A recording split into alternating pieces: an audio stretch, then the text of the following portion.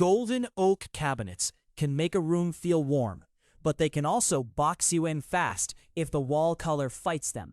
I've walked into plenty of homes where the wood was fine, the paint was the problem, and one wrong beige made everything look dated overnight. So today, we're counting down 15 paint colors that actually work with golden oak, from safe crowd pleasers to a few sharper choices that surprise people. Stick around, because the best one might not be the one you expect. Sage green with golden oak trim sits low on the list because it can go muddy fast if the green skews too gray.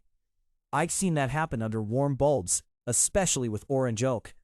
But when you pick a cleaner sage, it calms the wood and makes the trim feel intentional instead of loud. Creamy white sounds safe, and it usually is, but I've had clients pick a white that's too stark, and suddenly the oak looks more orange. The trick is a soft cream with a little yellow in it, not a blinding builder white. That keeps the room brighter without making the trim feel dated. Warm Greige is solid here because it bridges the gap between beige oak and cooler finishes, but only if you avoid the gray side that turns chilly. I've painted whole living rooms where the wrong greige made the wood floor and trim feel disconnected. A warmer greige ties them together without flattening the room. Powder blue works better in bedrooms than people expect because it cools down golden oak without fighting it. The catch is saturation. Go too bright, and the wood starts looking heavy by comparison. Keep it dusty and light, and the room feels calmer, which is exactly what you want next to a bed.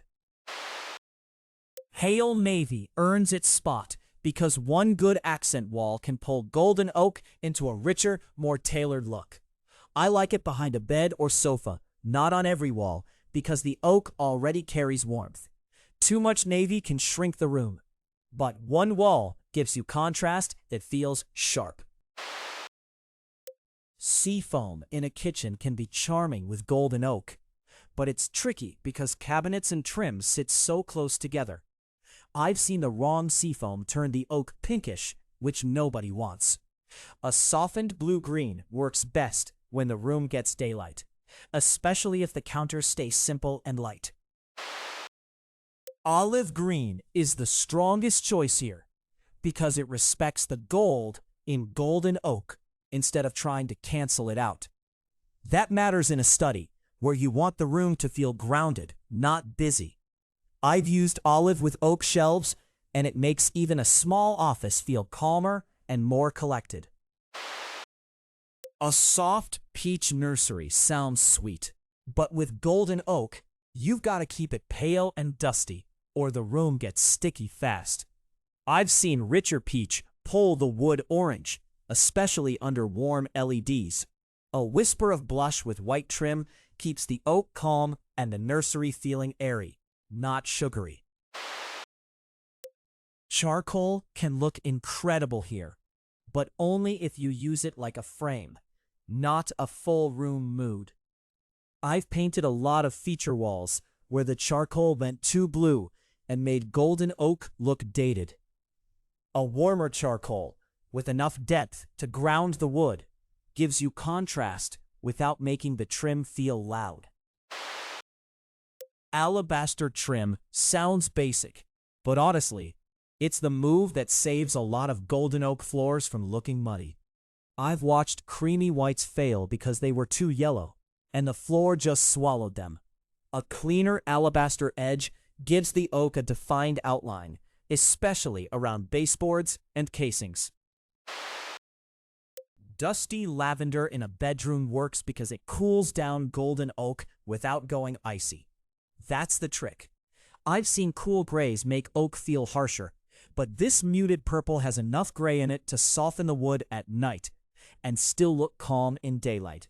It's a sleeper choice, honestly. Mushroom taupe is the quiet fix when golden oak needs help, but you don't want a color fight. I use it when a room has mixed wood tones because it sits between beige and gray, and doesn't pull the oak orange. The thing nobody tells you, it's one of the safest paints under warm bulbs.